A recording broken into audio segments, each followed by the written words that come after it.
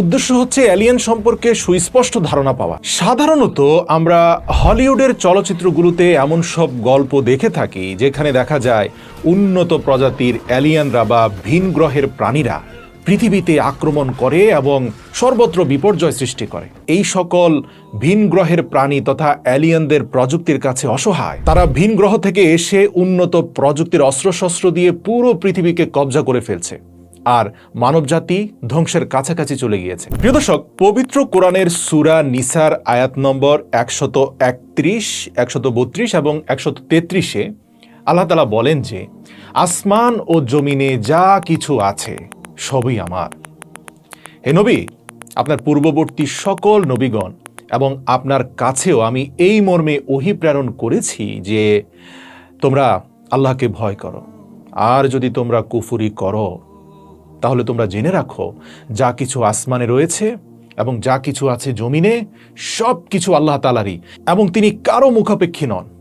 আল্লাহ বলছেন, যদি তোমরা নাফরমানি করো এবং আল্লাহর অবাধ্য হও তাহলে জেনে রাখো তোমরা আল্লাহর আযাব থেকে পালাতে পারবে না। আল্লাহ তাআলা বলেন, আর যদি তিনি চান তাহলে তিনি তোমাদের ধ্বংস করে দিয়ে তোমাদের জায়গায় অন্য কোনো মাখলুককে নিয়ে আসবেন।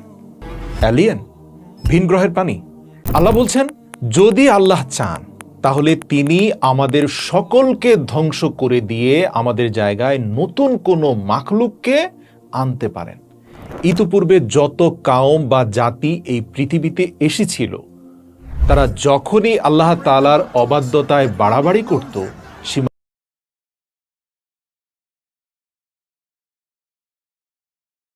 আল্লাহ তাআলা সেই অবাধ্য জাতিকে ধ্বংস করে দিয়ে তাদের পরিবর্তে নতুন আরেকটি জাতিকে তাদের স্থলে নিয়ে আসতে। এমন বলা হয়নি যে তোমাদের জাতিকে ধ্বংস করে নতুন জাতি আনা হবে। তাহলে প্রশ্ন জাগতেই পারে, মানুষের পরিবর্তে এই নতুন মাখলুক কারা হবে?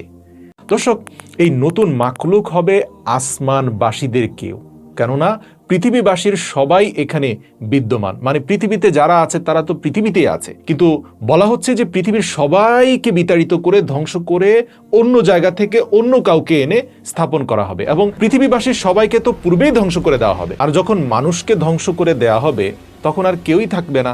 তাই নতুন মাখলুক বলতে নতুন কোনো সৃষ্টি অথবা নতুন কোনো সভ্যতা হতে পারে, যারা হয়তো বা মহাকাশে বসবাস করে, যাদেরকে বিজ্ঞানের ভাষায় এলিয়েন বলা হয়।